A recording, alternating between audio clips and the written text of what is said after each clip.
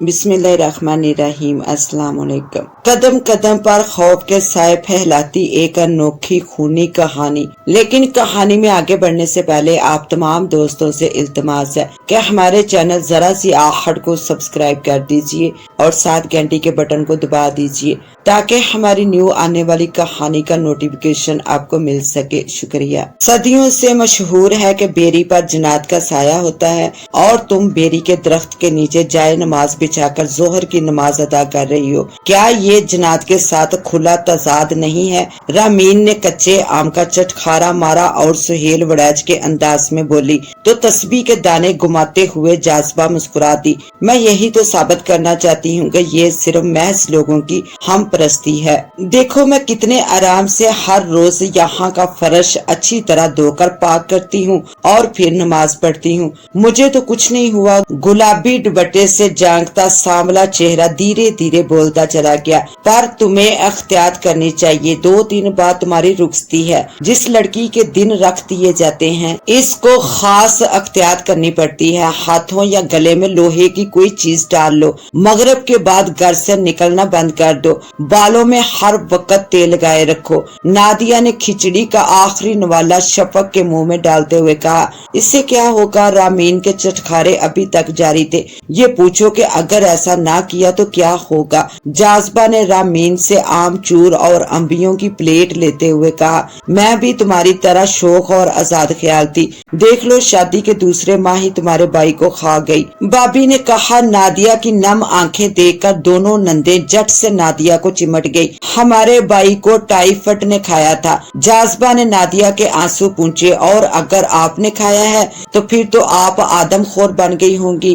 دکھائیے کہاں ہے آپ کے دو نکیلے دانت، دکھائیے بابی۔ رامین نے ہنستے ہوئے نادیہ کا منہ کھولنا چاہا، جس پر نادیہ بھی ہنستے ہوئے پیچھے ہونے لگی اور جاذبہ شفق کے ساتھ مل کر مسکراتے ہوئے دونوں کو دیکھتی رہی۔ کون کہتا ہے کہ نند باوچ کا رشتہ تلوار سے بھی تیز ہوتا ہے؟ مجھے تو ایسا لگتا ہے کہ یہ رشتہ دنیا کا سب سے میٹھا رشتہ ہے۔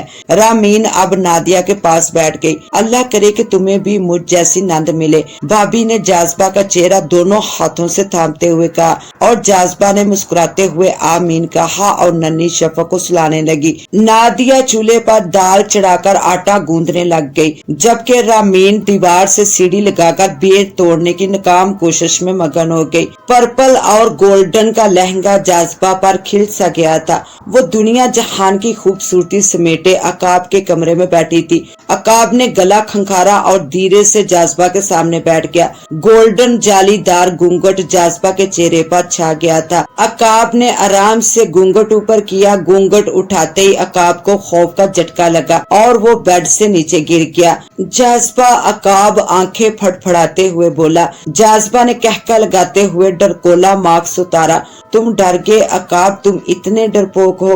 ضرور یہ رامین چڑیل کا آئیڈیا ہوگا، عقاب اپنی دھڑکنیں ترتیب دیتے ہوئے بولا۔ چڑیل نہیں ہے، آپ کے اکلوتے چچا کی چڑیل بیٹی ہے اور آپ کی اکلوتی سالی۔ اچھا جناب، دودھ پلائی کی رسم پر تو نادیہ بابی بھی سالی بن گئی تھی، ویسے کوئی ایسی رسم بھی ہونی چاہیے جس میں لڑکے والے لڑکی والوں سے پیسے بٹورے۔ لو جی، لڑکی لانے کے بعد بھی کچھ گنجائش رہتی ہے کیا؟ ٹھک ٹھک ٹھک۔ میاں بیوی کی پیاری سی نوک جھونک کے دوران دستک ہوئی تو عقاب نے دروازے پر دیکھا۔ جی آپ کون؟ عقاب نے انجانا سا چہرہ دیکھا تو حیرانگی سے پوچھا۔ آنٹی نے دودھ بھیجا ہے۔ لڑکی نے ٹرے عقاب کو پکڑائی اور چپ چاپ چلی گئی۔ عقاب نے بھی دروازہ بند کر لیا۔ یہ لیجیے، امی نے بھیجا ہے۔ عقاب نے ایک گلاس جاذبہ کو پکڑایا اور دوسرا گلاس خود پینے لگا۔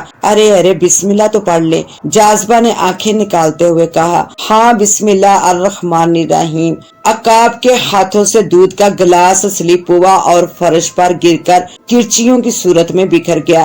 جاذبہ اپنا لہنگا سمیٹنے لگی تو فوراً ہی اس کا گلاس بھی فرش پر گرا۔ میں صاف کرتا ہوں۔ ارے نہیں، آپ اچھے تھوڑی لگیں گے، میں کرتی ہوں۔ میں اتنا بھی ظالم شوہر نہیں ہوں کہ شادی کی پہلی رات بیوی سے کام کروا لوں۔ عقاب نے کونے سے ڈسٹر اٹھا उठाया और कांच समेटने लगा। काश आप सारी जिंदगी ऐसे ही रहें। जाज़बा ने फर्श पर पोंछा लगाते हुए अकाब को देखकर कहा तो अकाब ने पास रखे कुशन को जाज़बा की तरफ फेंका और कमरा इनके कहकों से गूंजने लगा। दरवाजे पर दस्तक हुई तो अकाब ने खुद को सेट किया। भाई, ये आपके और भाभी के लिए। शाज़मीन दूध के गिलास उठाए खड़ी थी। तुम हमारी बातें सुन रही थी? अकाब ने नाराज होते हुए कहा। फिर तुम्हें कैसे पता चला कि पिछले गिलास जाया हो गए हैं? कौन से गिलास? शाज़मीन अभी भी ला इल्मी का इजहार कर रही थी। ये सही टेक्नोलॉजी है कि सवाल कमरे में होता है और जवाब सहन से आता है। अकाब को शाज़मीन की डटाई पर गुस्सा आने लगा। भाई, मैं सच में नहीं जानती आप क्या कह रहे हैं। अब शाज़मीन की आंखें बाहर आई थी। अकाब ने एक नजर शाज़मीन को देखा और दरवाजा बंद कर दिया। क्या हुआ अकाब? जाज़बा ने पूछा। कुछ नहीं, छोड़ो। अकाब ने टिश्यू से पसीना साफ किया। अकाब, दरवाजा खोलो। अकाब की अम्मी तकरीबन दरवाजा पीटते हुए बोली। क्या मुसीबत है? अकाब झंझला कर उठा। बेटा, तुमने बहन को क्यों डांटा? देखो, रो रो कर बुरा हाल कर लिया है इसने। अम्मी ने अकाब से कहा। अम्मी, ये हमारी बातें सुन रही थी और तुम शादी को 2 घंटे नहीं हुए जोरू के गुलाम बन गए हो। सॉरी शाजो, अकाब दांत पीसते हुए बोला और दरवाजा बंद कर दिया। अकाब, क्या हुआ? जाज़बा ने फिक्रमंद होते हुए पूछा। औरतें खुदा की सबसे मासूम मखलूक क्यों बन जाती हैं? अकाब करवट बदलकर सो गया जबकि जाज़बा बेड के साथ टेक लगाकर बैठ गई। सुबह शाज़मीन ने जाज़बा से कहा, भाभी वो ये पैसे बाहर फकीर को दे दे, अपने सदके के। अम्मी ने कहा है। शाज़मीन ने कुछ पैसे जाज़बा को दिए और जाज़बा गेट खोलकर बाहर निकली। अम्मा जी, सड़क पर बैठी फकीरनी ने मुड़कर जाज़बा को देखा। ये पैसे रख लो, दुआ करना अम्मा जी मेरे लिए।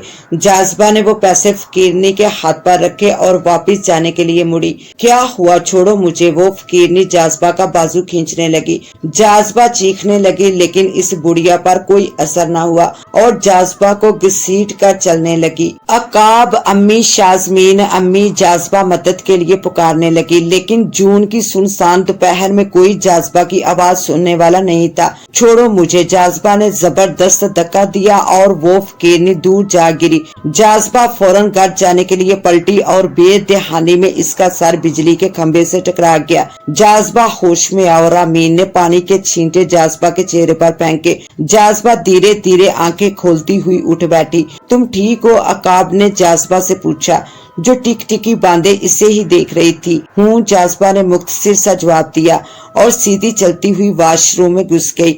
वो बिल्कुल रोबोट की तरह चल रही थी। अच्छा अकाब भाई, अब मैं चलती हूँ। भाभी और शफक घर में अकेली हैं। रामीन ने चद्दर ओढ़ी और बाहर निकल गई। तुम खाना क्यों नहीं खा रही जाज़बा? जाज़बा बहुत देर से नाश्ते के टेबल पर प्लेट को घूरे जा रही थी। जब अम्मी ने पूछा, तुम्हें पराठा खाना है? शाज़ो, भाभी के लिए पराठा बना दो। अकाब ने चाय का घूंट भरते हुए कहा। भाई, मैं भी तो नाश्ता ही कर रही हूँ। शाज़मीन मुंह बनाते हुए उठ खड़ी हुई।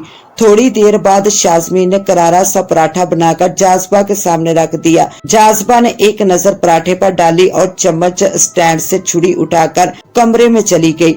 एक ये है और एक इसकी भाभी नादिया। जमीन आसमान का फर्क है दोनों में। माँ बाप का साया तो था ही नहीं। भाई के मरते ही भाभी ने साहिबान की तरह साथ दिया और ये जो शादी के फौरन बाद ही अम्मी ने दाएं हाथ के इशारे से जाज़बा के कमरे की तरफ इशारा किया। अकाब खामोश था, नाश्ता किया और ऑफिस चला गया। शाज़मीन बर्तन समेटने लगी और अम्मी हमसाई के घर चली गई। बर्तन धोती शाज़मीन के हाथ यकदम कांप गए। दुपट्टे के पल्लू से हाथ साफ करती ही वो जाज़बा के कमरे में गई। दरवाजा खोला तो चीख निकल गई। शाज़मीन चीखती हुई बाहर को दौड़ी। जाज़बा भी खून में तार छुरी लिए इसके पीछे आई। जाज़बा का एक कदम इसके कदम के बराबर पड़ रहा था। वो शाज़मीन के करीब आई और एक तेज वार इसके पेट में कर दिया। शाज़मीन कटे हुए जिस्म की मंद नीचे गिर गई तो जाज़बा इसका खून पीने लगी और फिर मदहोशी के आलम में शाज़मीन की लाश के पास बैठ गई। शाज़ो, अम्मी ने जैसे ही दरवाजा खोला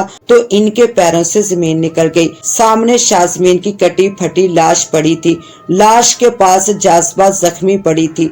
जाज़बा का एक बाजू कपड़े की तरह लटक रहा था عقاب نے فوراً اسے ہاسپٹل پہنچایا اور شازمین کی تدفین میں مصروف ہو گیا۔ جوان موت نے گھر محلے میں قہرم برپا کر دیا تھا۔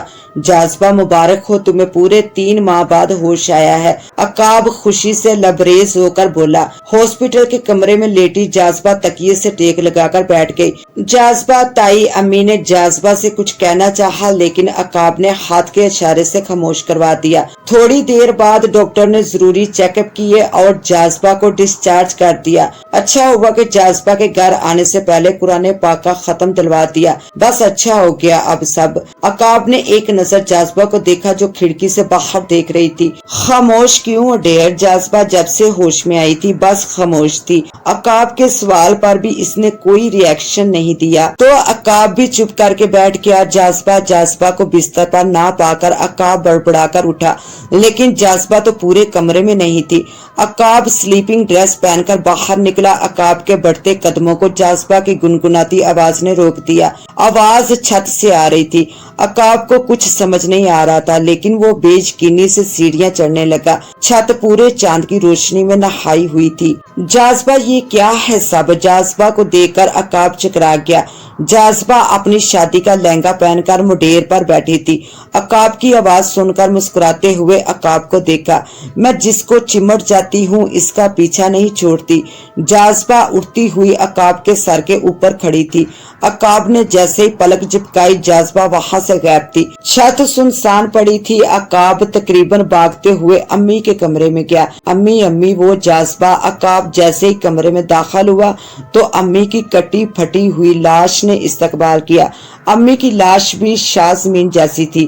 لاش سے خون مکمل طور پر خشک ہو چکا تھا، گوشت بھی نہ ہونے کے برابر رہ چکا تھا۔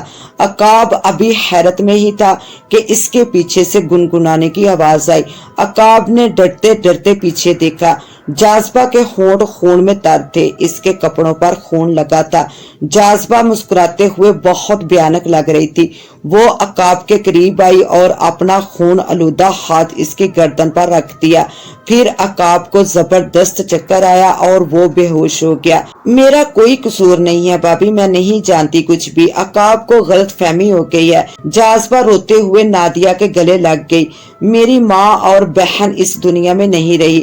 جاذبہ صرف تمہاری وجہ سے، مانا کہ اس میں تمہارا قصور نہیں، لیکن اب میں فیصلہ کر چکا ہوں۔ عقاب نے نادیہ کی طرف دیکھتے ہوئے کہا۔ کیسا فیصلہ؟ جاذبہ، نادیہ اور رامین ایک ساتھ بولی۔